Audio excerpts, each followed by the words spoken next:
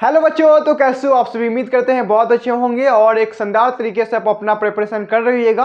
बच्चों, आज की इस वीडियो में मैं आपको बहुत ही इंपॉर्टेंट क्वेश्चन कराने वाला हूं। इसमें से अगर आप करते हैं तो आपको कई क्वेश्चन आपको एग्जाम में देखने को मिल सकता है। बच्चों, इस वीडियो को अगर पूरा देखते हैं तो सच में आपको इस एग्जाम की दृष्टि से बहुत ही इंपॉर्टेंट होने वाले हैं आज के ये कुछ क्वेश्चन। ठीक है, तो आपको क्या करना है, ये इस वीडियो को अपने दोस्तों में शेयर करना है, यानी कि पूरे फैलाना है अपने दोस्तों में, क्योंकि आपके भला के साथ साथ आपके दोस्तों को भी भला हो जाए। ठीक है, तो चलिए हम लोग एक एक करके क्वेश्चन को समझते हैं और हर एक कॉन्सेप्ट को समझेंगे। हम मेरा मकसद ये नहीं कि सिर्फ क्वेश्चन बता देना, मेरा मकसद ये होगा कि हर एक कॉन्सेप्ट को समझा देना आपको। ठीक है, तो अगर आप समझते हैं तो मैं अपने आप को सक्सेस मानूंगा, फिर नहीं। ठीक है, तो मेरा बस यही पर्पस है कि हर एक क्वेश्चन को आपको पूरा दिमाग में उतार दे। देखिए यहाँ पे फर्स्ट नंबर सवाल क्या है बच्चों, इस प्रकार के क्वेश्चन आपके एग्जाम में हर एक साल बनते ही बनते हैं। हो सकते हैं कि ये क्वेश्चन भी आपको देखने को मिल सकता है एग्जाम में, या फिर इस टाइप का क्वेश्चन तो मिलना है निश्चित रूप से।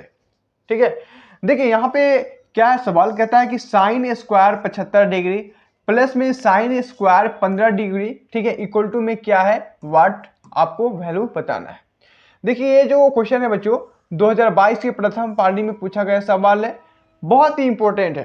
ठीक है, हो सकता है कि आपके इस एग्जाम यानी कि 2024 में भी पूछ सके। ठीक है, देखिए इस प्रकार के क्वेश्चन को हम क्या करते हैं। देखिए यहां पे मैं आपको एक दो फॉर्मूला लिखता हूं। पहला तो ये कि साइन 90 डिग्री माइनस अगर थीटा है तो ये आप लिखिएगा किसके बराबर, तो कॉस थीटा के बराबर। किसके बेटा, तो कॉस थीटा के बराबर।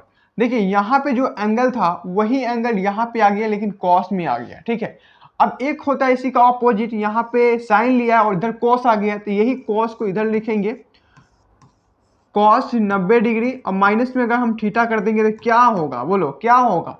इसके अपोजिट में अगर हम करेंगे तो इसके अपोजिट में साइन हो जाएगा, यानी कि साइन थीटा हो जाएगा। क्लियर है।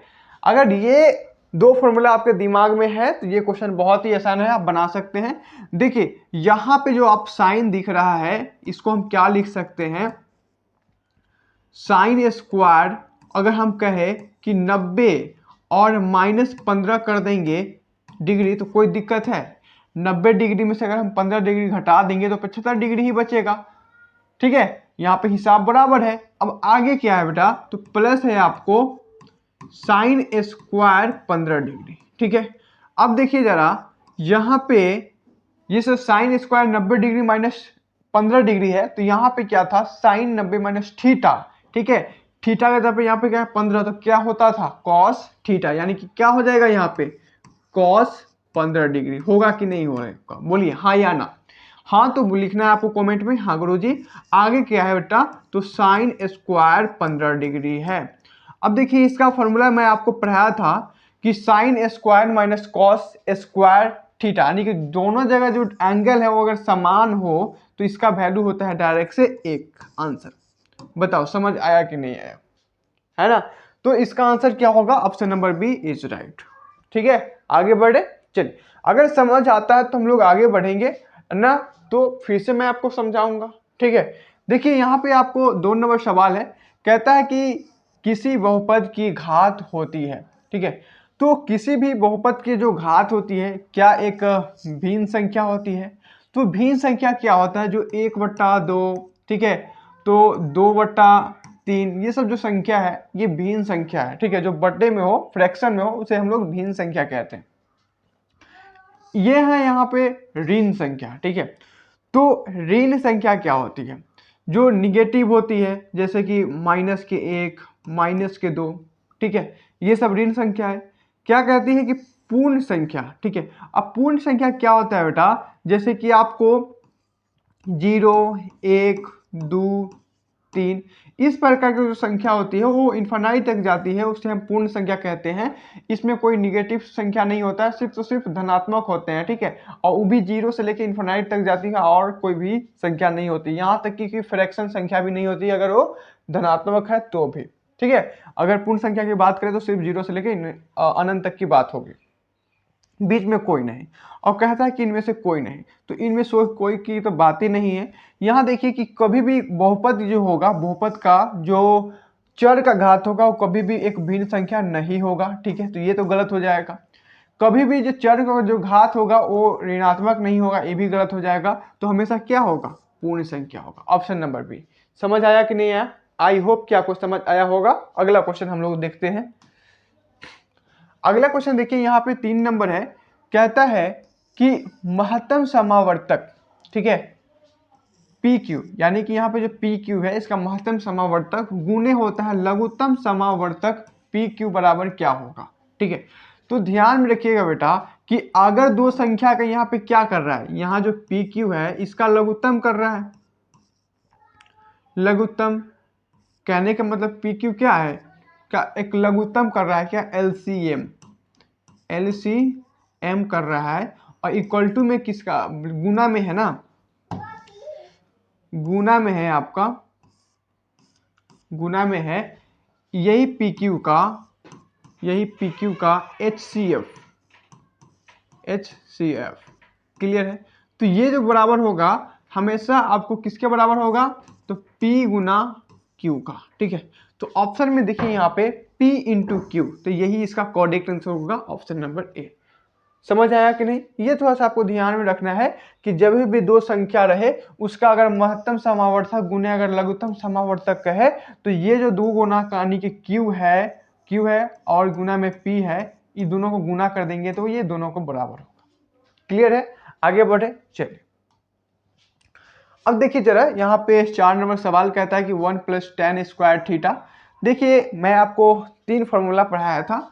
पहला तो ये कि sine square A plus cos square A equal to होता है 1 का, ये मैंने पहला फॉर्मूला आपको पढ़ाया था। दूसरा फॉर्मूला मैं आपको पढ़ाया था कि 1 + tan स्क्वायर थीटा, यानी ए या थीटा कुछ भी ले सकते हैं, ठीक है, ए भी लिख सकते हैं, इक्वल टू होता है आपको सेक स्क्वायर थीटा का।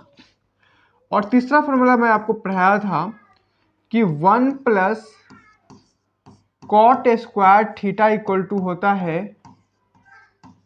कॉसेक स्क्वायर थीटा या ए, ठीक है। एंगल के एंगल सेम होना चाहिए, अगर यहाँ पे अगर ए ले रहे हैं तो यहाँ पर भी ए ही होगा, अगर थीटा लेंगे तो थीटा ही होगा। ये मैं आपको पढ़ाया था। अब देखिए 1 + tan स्क्वायर थीटा, तो ये डायरेक्ट फॉर्मूला ही पूछ दिया है। 1 + tan स्क्वायर थीटा किसके बराबर होगा, तो सेक स्क्वायर के थीटा के बराबर होगा।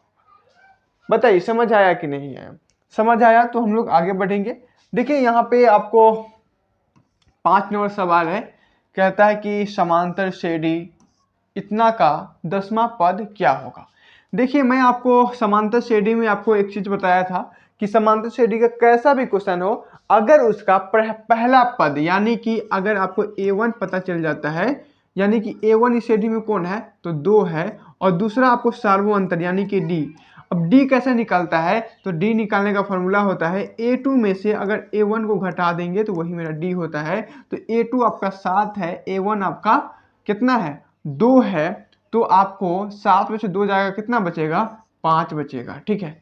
अब आपको 10वां पद कह रहा है तो आपको यहाँ पे लगेगा an का फॉर्मूला, किसका, तो an का फॉर्मूला लगेगा। और an इक्वल टू क्या होता है, आपको मैं बताया था कि a + n - 1 इंटू डी होता है।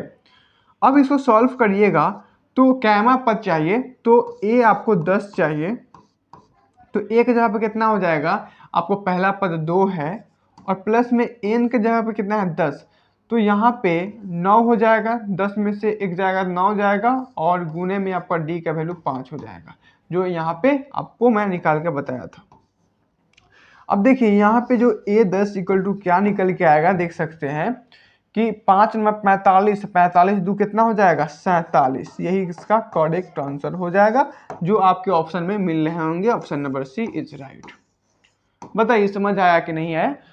बिल्कुल समझ आया होगा, क्योंकि मैं आपको बहुत ही आपकी भाषा में पढ़ा रहा हूँ ताकि आपको पूरा समझ आ जाएगा, ठीक है। 6 नंबर सवाल है कि बहुपद 5y² - 14y + 8 के शून्य का योग क्या है। देखिए किसी भी बहुपद रहे उसमें अगर शून्य का योग पूछता है, यानी कि मान लीजिए कि ये जो द्विघात बहुपद है, इस द्विघात बहुपद का 2 शून्यक, पहला शून्यक मान लीजिए कि अल्फा है और दूसरा शून्यक मान लीजिए कि बीटा है, तो ये दोनों का जो योग होगा वो आपको होता है कि माइनस का बी, ठीक है, माइनस के बी बटा ए होता है। और b जो होता है आपको जो y का जो गुणांक होता है वही b होता है, ठीक है। तो यहाँ पे y का गुणांक क्या है, माइनस का 14 हो जाएगा, और a जो होता है वो आपको y स्क्वायर का गुणांक होता है यानी कि 5, ठीक है। तो यहाँ पे क्या हो जाएगा, माइनस पहले से है और यहाँ पे -14 हो जाएगा, -14 यानी कि 14, और बटा में कितना हो जाएगा, तो 5 हो जाएगा, यानी कि इसको जब सॉल्व करिएगा तो 14/5 हो जाएगा इसका करेक्ट आंसर, ठीक है। तो देखिए यहाँ पे आपको 14/5 यही दिख रहा है, ये करेक्ट आंसर होगा सी नंबर, ठीक है। आगे बढ़े, चल अब देखेंगे जरा यहाँ पे 7 नंबर क्वेश्चन है, कहता है कि cos 90 - थीटा यानी कि a, तो ये मैंने अभी जस्ट कुछ देर पहले बताया था किसके बराबर होगा, तो साइन a के बराबर होगा। किसके बराबर होगा, साइन a के बराबर होगा। क्लियर है। आगे देखिए जरा, आगे आपको 8 नंबर सवाल है कि 1 + cot स्क्वायर थीटा और माइनस में 1 + 1 - sec स्क्वायर थीटा, ये किसके बराबर होगा भला। देखिए यहाँ पे जो आपका है 1 + cot स्क्वायर थीटा, ये किसके बराबर होगा, तो आपको cosec स्क्वायर a के बराबर होगा। और यहाँ जो गुना में है आपको 1 - cot स्क्वायर cos स्क्वायर, ये किसके बराबर होगा, तो आपको साइन स्क्वायर a के बराबर होगा। मैंने ये फॉर्मूला आपको लिखाया था। अब देखिए जरा यहाँ पे जब देखिएगा तो इसका जो हम उल्टा करें, यानी कि इसका जो फॉर्मूला के लिखेंगे साइन के रिस्पेक्ट में, तो क्या होगा, 1/sin स्क्वायर a हो जाएगा, और गुना में यहाँ पे है आपका साइन स्क्वायर a होगा। तो ये से ये कैंसिल होगा, यानी कि इसका जो आंसर होगा क्या होगा, 1 इज करेक्ट आंसर। तो डी नंबर इसका सही आंसर होगा। क्लियर है, आपको कंफ्यूजन आना नहीं है, ताकि कई बार आपको क्वेश्चन इस प्रकार से ट्विस्ट करता है, ठीक है। देखिए यहाँ पे 9 नंबर सवाल है आपका, कहता है कि cosec square 57 degree minus tan square 33 degree, ठीक है। तो इसका आंसर क्या होगा, इस प्रकार का क्वेश्चन मैंने अभी जस्ट कुछ देर पहले पढ़ाया था। देखिए यहाँ पे जो कॉसेक है इसको हम क्या लिख सकते हैं, देखिए कॉसेक क्या लिखते हैं, कॉसेक होता है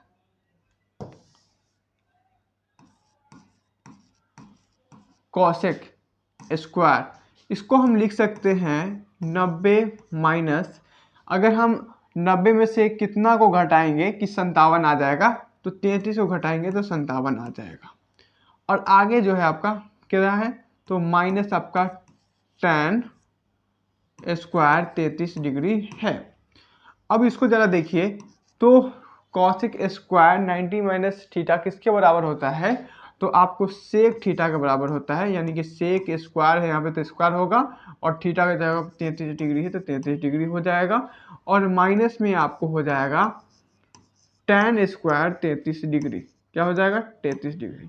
अब ये फॉर्मूला ही होता है डायरेक्ट से कि सेक स्क्वायर थीटा यानी कि और tan स्क्वायर थीटा, यानी कि थीटा का वैल्यू अगर सेम रहे तो वहाँ पे आपको डायरेक्ट से 1 वैल्यू क्या हो जाता है, 1 के बराबर हो जाता है। It right. अब देखिए इसमें option number B is correct होंगे, ठीक है। अब देखिए जरा अगला क्वेश्चन क्या है, और नेक्स्ट और लास्ट क्वेश्चन 10 नंबर है, कहता है कि ए भुजा वाली समबाहु त्रिभुज का क्षेत्रफल है, ठीक है। और इम्पोर्टेंट आपका देख सकते हैं 2022 में प्रथम पाली में पूछा गया हुआ है। तो ध्यान दीजिएगा कि ए भुजा रहेगा, समबाहु त्रिभुज का अगर क्षेत्रफल पूछता है तो समबाहु त्रिभुज का क्षेत्रफल क्या होता है, मैं आपको पढ़ाया था कि √3/4 होता है। क्या होता है, √3/4 ए स्क्वायर होता है, जो आपको यहाँ पे दिख रहा होगा √3 ठीक है। तो ऑप्शन नंबर यही हो जाएगा, सी इज राइट। तो इस प्रकार से मैं आपको पूरे 10 सवाल कराया हूँ, जो कि आपको हो सकता है कि इसमें से भी कई सवाल आपको देखने को मिल सकता है एग्जाम में, या फिर इसी टाइप पे आपको देखने को मिल सकता है। तो अगले वीडियो में मैं आपको फिर से शानदार क्वेश्चन कराऊंगा, उसके लिए इस वीडियो को फुल देखे हैं, बहुत धन्यवाद, और लाइक कर लीजिए और इस चैनल को सब्सक्राइब कर लीजिए। ओके, जय हिंद, जय भारत।